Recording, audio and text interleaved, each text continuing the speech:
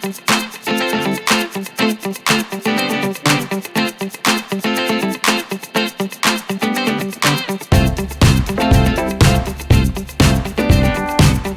everyone, so good afternoon. So I hope you guys are still not sleepy. Anyway, this topic is kind of very general, so I kind of struggled a bit, and I understand that everybody came from different industries, so what competency or skill should we really look at given that premise? So, well, I did some research, and the skills or the competencies that I'll be discussing this afternoon, they're basically just a personal pick and top of mind skills and competencies, or pressing issues and concerns today that I think we should learn more about and build skills around. So there. So we start with reading the Future of Jobs Report 2020 from the World Economic Forum. So it said that the ability of global companies to harness the growth potential of new technological adoption is hindered by skill shortages. So as we all know, we're in the fourth industrial revolution. We're now the digital age. A lot of things have been automated. Some of you may be working with external parties in order to simplify your processes, right? So HR simplification is really a big term nowadays. And so this leaves us with a question, what else should HR professionals do? Should that mean we should hire less people because everything is automated? Or will that diminish the value of human resources in the organization? Or any professional for that matter? So the answer to that question is no.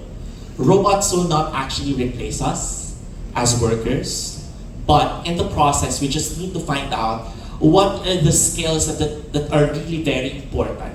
And with that, I'll be sharing with you in the same report. These are the top 15 skills for 2025. This was published in 2020, so I'm not sure, probably this could have changed, but this is more or less the skills that, according to the research, will be becoming increasingly important as we go along, right? So we call this human skills or future skills. By saying future skills, I don't mean these are the skills that are needed in the future. We also need them now, but they're just becoming increasingly important in the future because these are the skills that are basically cannot be automated. So we need to focus our energies on those skills. So you will see that in the top 15 skills, a lot of them are actually very soft. And I actually dislike using the term soft because they kind of sound less important, but they actually are equally important, if not more important than hard or technical skills.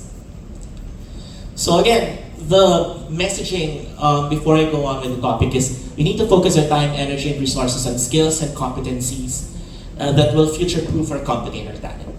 Again, these are just top of mind or personal pick skills that I think are needed. So these are presented in no particular order. First one is intentional integrity. For those of you who may have read a book of the same title, it was actually written by the Chief Ethics Officer of Airbnb, Robert Chestnut. So why use the term intentional when integrity should be enough? Integrity is defined as doing the right thing when no one is watching. But times have changed, everybody's watching, right? So there is a need to be more intentional in emphasizing the importance of integrity. No machine or robot can actually perform that. So when we say integrity, that also includes ethics and all synonyms or values that are related to it. You may have read an article that there is a global accounting firm, and it's actually the US practice has been fined for $100 million because the ethics watchdogs actually found out that their professionals cheated on the CPA ethics exams. And I think that happened just early this year, if not last year. It's so unbelievable that in this day and age, people would still find a way to, do something that runs counter to integrity. And so there is a heated call for accounting firms to actually split their audit, their tax, and their advisory practices just so we can sidestep conflicts of interest. So this is something that you can invest your time on. Let us make sure that integrity is not just in our communications, but we try to embed that in our culture. So when we say that, we can try to put that in our performance scorecards. We should stop giving that excuse that integrity is our basic requirement, hence it couldn't be emphasized any further. We should do the opposite actually. We should campaign for integrity more because that will actually protect our brand in the long run. We should also revisit our whistleblower policies, try to make it stronger, have a stronger campaign on integrity because at the end of the day, integrity will be the one to actually save our brand in the midst of any crisis situation. So that's one. The second one that I would like to emphasize is decision hygiene or noise audits. So you may have heard the term noise, or you may have heard the book Noise. So as you can see, there are 4 models there. The first one, I'm not able to use my clicker anyway. So the first picture actually shows us that ideal setting where decision makers actually do the right thing, and the second one is actually the one that's noisy. So when you say noise is defined as the unacceptable or unexpected variability in our decisions that are supposed to be the same at all times. So you could just imagine there had been research published that in the US, the judges or the justices actually have various or the variability of their decisions on one particular case is just crazy. And the variability is not just a single-digit percentage. And there has been some research that their decisions are influenced by the weather or whether or not it's actually the birth date of the accused that they will impose the decision upon. So you can only imagine how noisy the decisions we can get in the corporate setting. Think of recruitment, for example, or promotion. These are the things that can be detected by the machine or the data that we have, but the inferences from humans will always be very important. The third one is bias, right? So it's a little less noisy. It's kind of consistent, but as in statistics, there is consistency, but there's no validity, right? So it can be consistent, but it's consistently wrong. At least with the bias, we can find a way to debias that. But with noisy, we just really need to look at our data, try to see where noise can actually happen. So the problem with noise is not just within HR or let's say the justice system. It's kind of transdisciplinary. Medicine, for example. One person, one illness, you ask 10 doctors, there would be variability in terms of recommendation.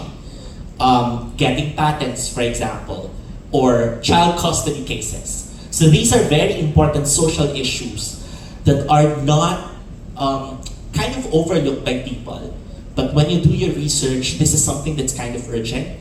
And these are the things that only come up only now because we have the time. We have the time to look into these things because we are less burdened by the manual labor of work that we do every day. So this is very important. We should try to look at our processes today, try to look where the noise is actually occurring, try to do noise audits, and let's try to address that. So we can start with recruitment, our promotion. You can just imagine for promotion, we have one yardstick, we have a scorecard, we have a standard, we have references that will guide the managers, but at the end of the day, if you will analyze, it could be as subjective as you can get. So that is something that we need to achieve as professionals. There has to be consistency. What else? So successful decision makers are fierce interrogators. I read one book, it's called The Connector Manager by Gardner, and it said there, you have to over-invest in diagnosis, right? You just don't look at problems at face value. You try to investigate, do deep dive, because there is also an article, I think it's by Harvard, that the more time it takes for you to make a decision, the better for the organization, because that only means you're making a deep dive, you're really trying to look at all angles, and you're extending the investigation to the fullest. So you have to square critical thinking with open-mindedness, use your experience, and an important message also is information and intuition are not oxymorons. They don't tend to contradict each other. All the more that you will be needing intuition, it's a human skill that a machine cannot copy. They can be faster in producing reports, numerical analysis and all that, but intuition is really important skill and value, a human skill that will actually save our organization. Okay, so the third one, problem-solving skills. So I've read a book, it's called Not to Scale, and it actually piqued my interest because it has a good message, and I really like the paradigm and the principles. So it has that design thinking element to it. So as you can see, there are ants in their books, right? So the book basically tells us that if you increase or decrease a problem to a certain scale, the problem becomes very different.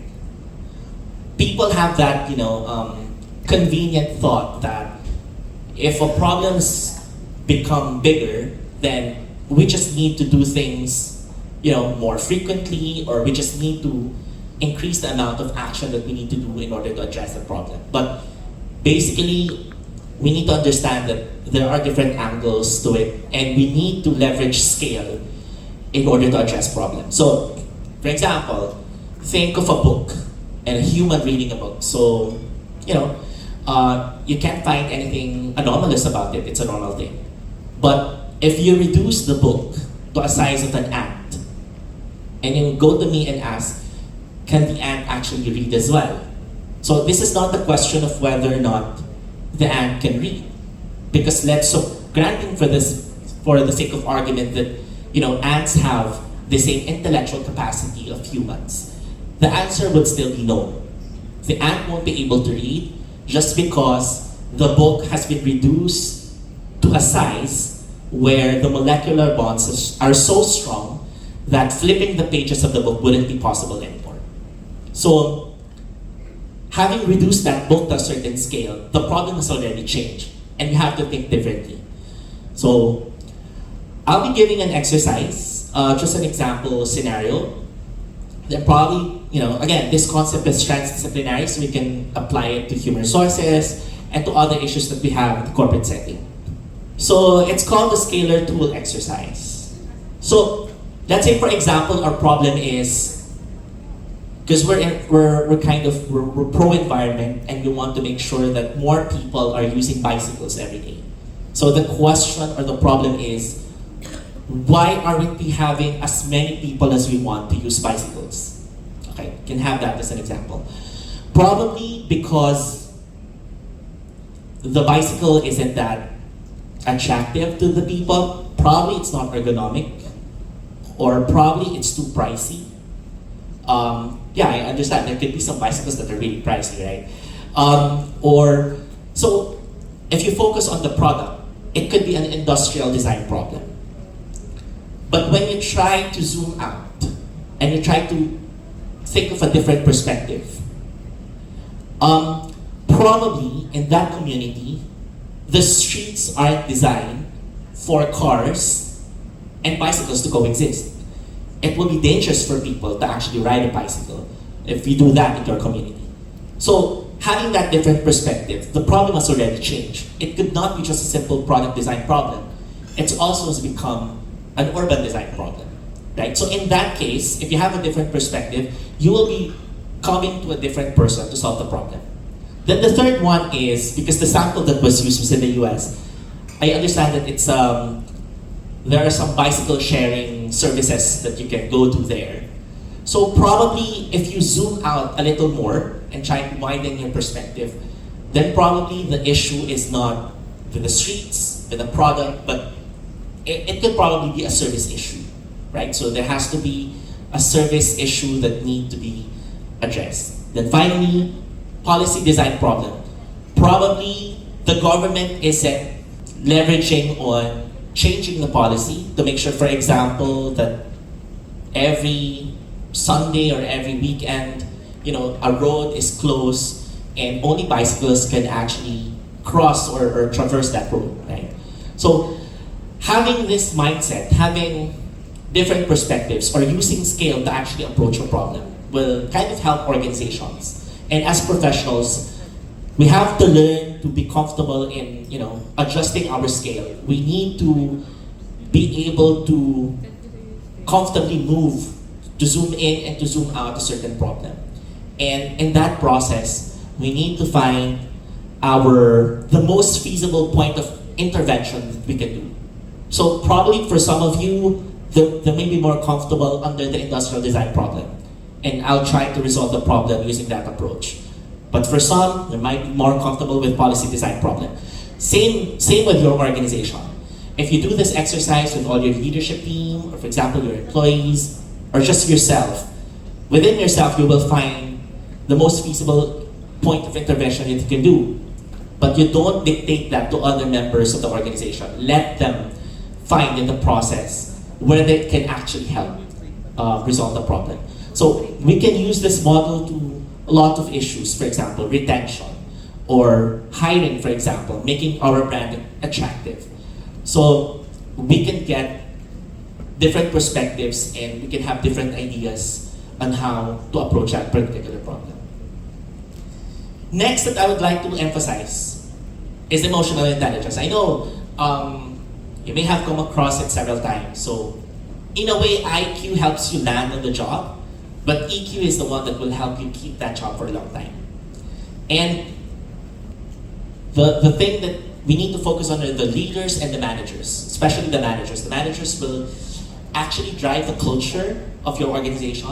And if they don't have strong orientation or strong knowledge on emotional intelligence and to find their gaps and where they can actually improve and enhance it, then it will trickle down to, dampening the morale of your rank and file or the other personnel that you have in the organization.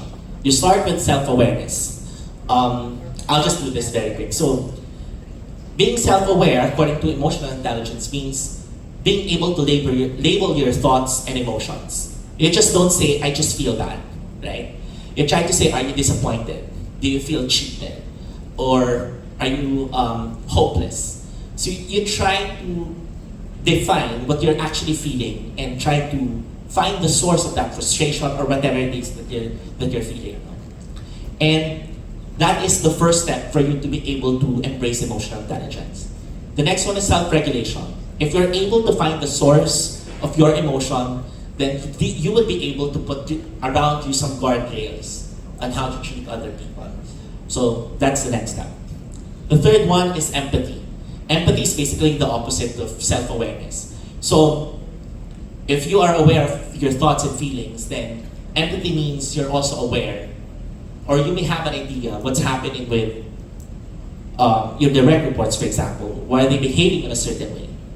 So, and you can't circumvent that. If you are unable to become self-aware, then you wouldn't be able to become empathetic. So, that is something that you need to learn. All of us need to learn, actually. Motivation is basically just setting high standards for ourselves, right? And lastly, social skill is basically trying to influence our ability to persuade people or to sell an argument. So as we go along, you will find that the skills here are very soft. They're not really technical. They're kind of universal in a way, but these are very important skills that our people will rely us on. And we need to prepare our managers and our leaders to have the right mindset and the right skills for them to drive the culture that we want in our organization. Well, psychological safety, I'm happy that it's been mentioned several times over. There is one principle or paradigm about psychological safety that I really like. So it's the 4 stages of psychological safety according to Timothy Clark. I'll do this very quick. Okay, so X-axis is permission, Y-axis is respect. So the higher the level of respect and permission, the higher the psychological safety. You start with inclusion. So long as the person is made of human flesh and blood and they wouldn't pose any harm on you, then you have to include them, regardless of their, sexual orientation, political beliefs, etc. The next one is you allow them to fail, you allow them to learn. So that's the learner safety. So as in basketball team, you allow that person to join you in the practice game. And then the second to the highest level of psychological safety basically is contributor safety. So it's one thing to allow them to join you in your practice, but it's another to actually allow them to substitute an actual player in an actual game. So contributor safety is really important. And then lastly, the highest level of respect and permission that you can give a person is challenger safety. When they are comfortable to challenge the status quo, to challenge any, to fight inertia, basically. If they have some very new, fresh ideas that they can offer, and if they choose to run against the current, then that's when you know that you have achieved the highest level of psychological safety. Inclusion, diversity, and equity. This is not a skill, basically, but this is a present concern that we need to build our skills around. So let's say, for example, for human resources, how do we write our policies? Do we still use he or she pronoun? Or do we just address employees in the plural form just to use gender-neutral pronouns? So it's as simple as that. It's kind of intentional gesture that HR should need to put forward. And with inclusion, diversity, and equity, you have to reach out. The best way to get more ideas is to reach out to students. Because in a way, you are preparing your organization for your future employees.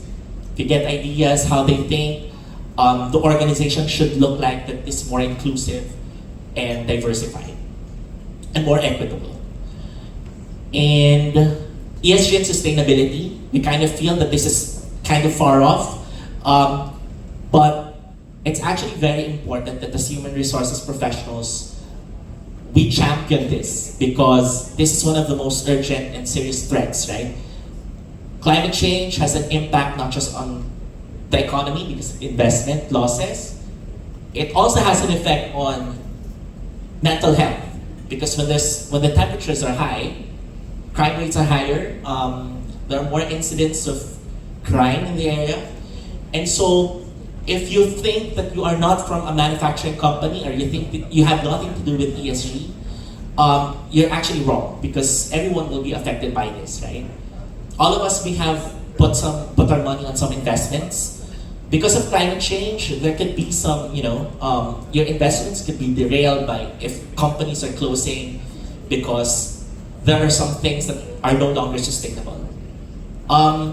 What you can do as HR professionals is to work with your procurement focals, your procurement ombudsman, to make ESG initiatives part of the accreditation requirements if you are trying to vendorize any of your processes. That way you can help save the environment and to leverage on your ESG and sustainability knowledge or skill.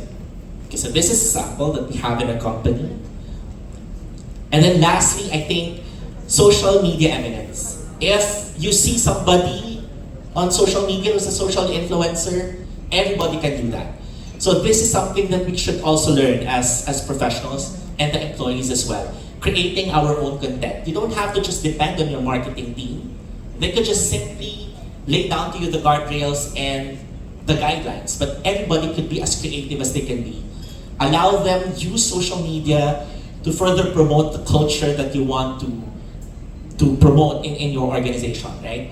Allow them to reach different schools, different individuals, etc., etc. So, as I close with psychological safety, inclusion and diversity and equity, and ESG or sustainability, the best way to do that would be to partner up with some organizations, do some forums in schools that will help you get some insights if you have a sketchy understanding of how you want to work on these items in the organization. So that's it. So hopefully I was able to share some bits, and lastly, some proposed readings.